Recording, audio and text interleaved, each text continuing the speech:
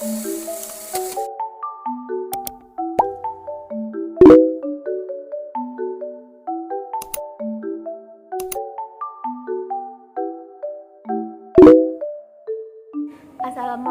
warahmatullahi wabarakatuh.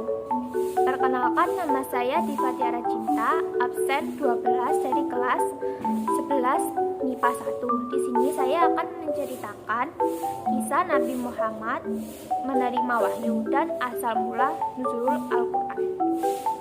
Saat genap berusia 40 tahun, Nabi Muhammad SAW dipenuhi kegusaran. Rasulullah gelisah melihat sikap kaumnya yang semakin jahiliyah zaman kebodohan. Dalam konsep Islam, jahiliyah berarti masa di mana penduduk dalam ketidaktahuan saat manusia bertindak tidak sesuai dengan ajaran agama. Saat itulah awal mula Nabi Muhammad SAW menerima wahyu pertama atau turunnya Al-Quran untuk pertama kali yang dikenal dengan nuzul Al-Quran. Kegalauan hati ini membuat Nabi Muhammad SAW senang menyendiri. Dia meninggalkan rumah menuju perbukitan. Nabi Muhammad SAW lalu menyepi di Gua Hira.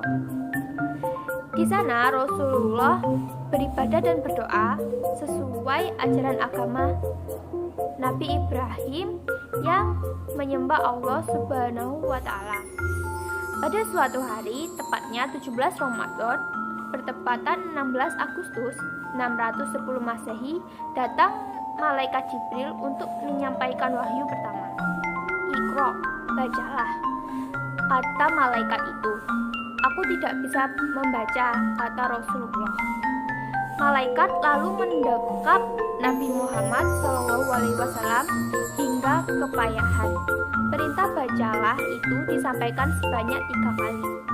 Barulah setelah itu malaikat Jibril melepaskan Nabi Muhammad SAW dan menyampaikan firman Allah. Bacalah dengan menyebut nama Tuhanmu yang menciptakan. Dia telah menciptakan manusia dari segumpal darah. Bacalah, dan Tuhanmulah yang maha mulia, yang mengajar manusia dengan pena. Dia mengajarkan manusia apa yang tidak diketahuinya, kata malaikat itu. Wahyu pertama ini terdapat dalam surat Al-Alaq ayat 1-5.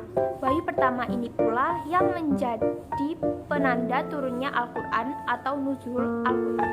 Sekaligus hari pertama Nabi Muhammad SAW diangkat sebagai nabi. Setelah menerima wahyu itu, Rasulullah pulang ke rumah dengan ketakutan. Setibanya di rumah, Nabi Muhammad SAW meminta sang istri Khadijah untuk menyelimutinya. Selimuti aku sangat takut, kata Rasulullah. Khadijah dengan cepat melaksanakan permintaan itu dan bertanya mengapa Rasulullah terlihat sangat ketakutan. Khadijah lalu menenangkan Rasulullah. Dia sudah tahu bahwa Nabi Muhammad SAW merupakan orang pilihan Allah yang akan diangkat menjadi nabi. Setelah itu Nabi Muhammad SAW tidak lagi diberikan wahyu atau dikenal dengan masa fatrah. Baru setelah 40 hari turun wahyu kedua. Hai orang yang berkemul berselimut, bangunlah, lalu berilah peringatan dan agungkanlah Tuhanmu dan bersihkanlah pakaianmu dan tinggalkanlah segala perbuatan yang keji, dan janganlah kamu memberi dengan maksud memperoleh balasan yang lebih banyak. Dan karena Tuhanmulah bersabarlah, kata malaikat kepada Nabi Muhammad SAW.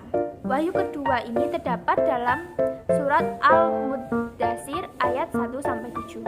Wahyu kedua ini merupakan perintah kepada Nabi Muhammad SAW untuk memulai dakwah menyiarkan agama Islam. Khadijah Khadijah menjadi orang pertama yang beriman kepada Allah Subhanahu wa taala. Ali bin Abi Thalib, Zaid bin Harithah, dan Abu Bakar bin Abu Quhafah juga menjadi orang yang pertama masuk Islam. Sejak saat itu Al-Quran turun secara bertahap di Mekah yang dikenal dengan ayat Makkiyah, dan setelah Rasulullah hijrah ke Madinah yang dikenal dengan ayat Madaniyah.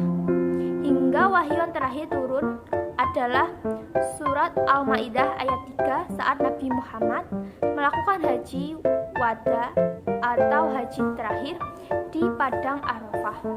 Wahyu-wahyu itu kemudian disusun menjadi Al-Quran yang dijaga oleh Allah Subhanahu wa taala. Sekian, terima kasih. Wassalamualaikum warahmatullahi wabarakatuh.